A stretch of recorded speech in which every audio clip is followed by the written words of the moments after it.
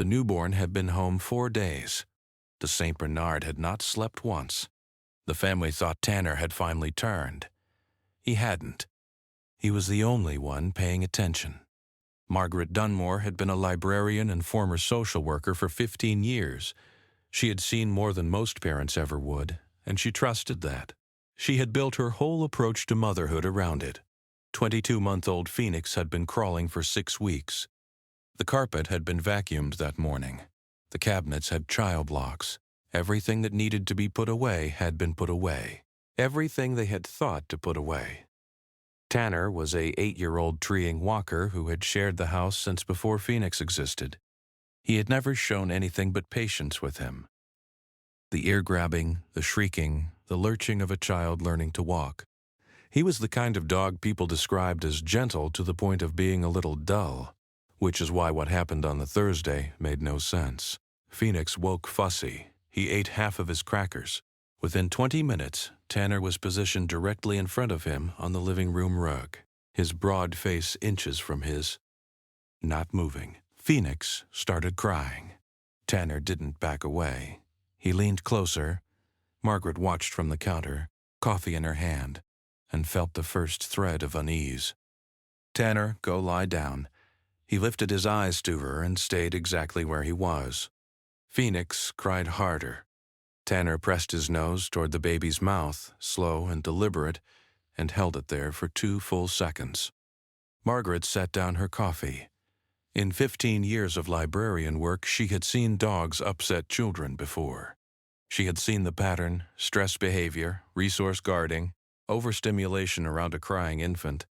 She had seen families dismiss warning signs until it was too late. She knew what this looked like.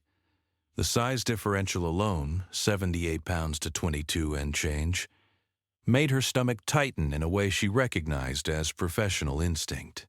She crossed the kitchen and put herself between them. Tanner moved around her. He wasn't growling, he wasn't stiff, but he would not leave Phoenix alone. Emmett came from the back room and watched for 30 seconds. "Should we put him out back?" Margaret was already nodding. "Just for a few hours, until he's calmer." Her mother-in-law, who had come to help that week, said it from the hallway without being asked. "You're right. You can't take that risk with a baby." They had all reached the same conclusion. That felt, at the time, like confirmation. The back door clicked shut. Phoenix stopped crying almost immediately, which felt like proof. Margaret picked him up and held him, and felt the quiet of a problem solved. Phoenix fell asleep against her shoulder, and Margaret put him down in the den. She went to fold laundry in the next room, the monitor on the counter beside her. Tanner was scratching at the back door within 10 minutes. Not barking, scratching, a continuous, focused, rhythmic scraping that didn't stop. If you stay for stories about what animals sense before we do, you're in the right place. Subscribe so you don't miss the next one. Emmett let him in. He went directly to the kitchen entrance, positioned himself at the threshold, and would not move. Margaret came to stand beside Emmett. She looked at Tanner standing over the sleeping baby. She looked at how still he was, how focused. In 15 years, she had learned one thing above all else about children in trouble. The silence that follows distress is not always peace.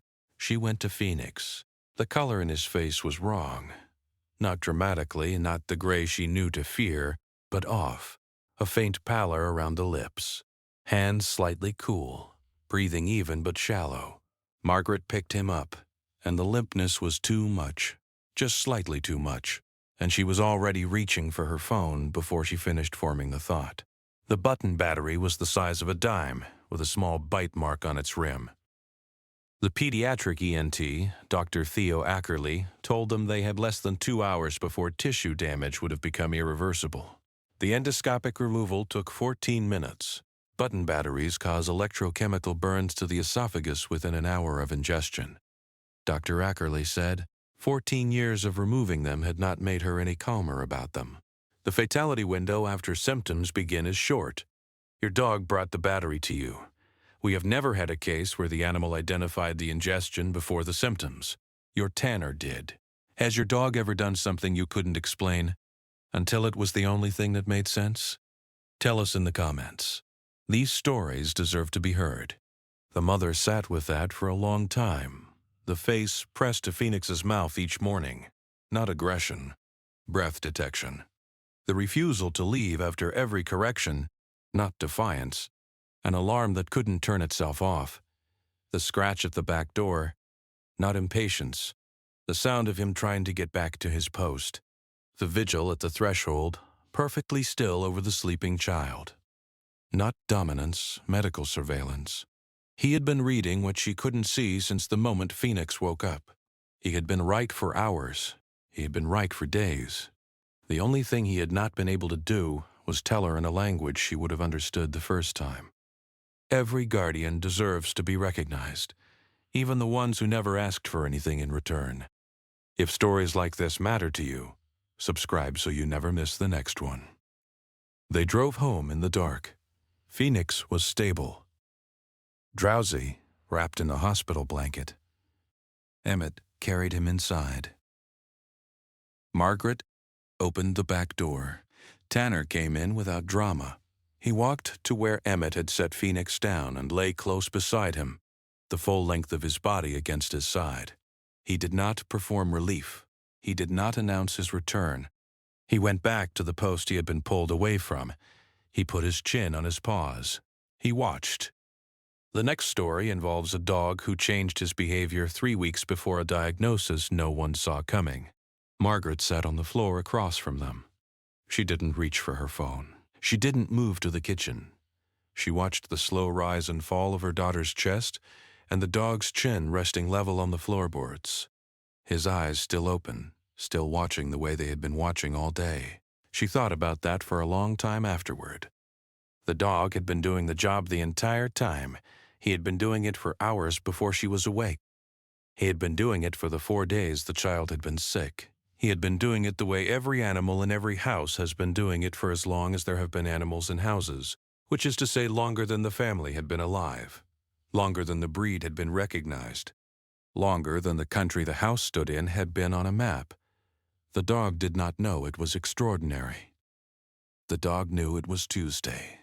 The husband sat on the floor across from them. He did not speak for a long while. When he finally said something, it was not about the dog and it was not about the doctor. It was about himself. He said he was sorry. He said it once. He did not explain. The dog watched him with the kind of attention that has no human equivalent, the attention of an animal who has finished his job and is waiting to see if the humans understand what the job was. They did not, fully. They never would. But they understood enough to keep him in the house. They understood enough to never raise the question again.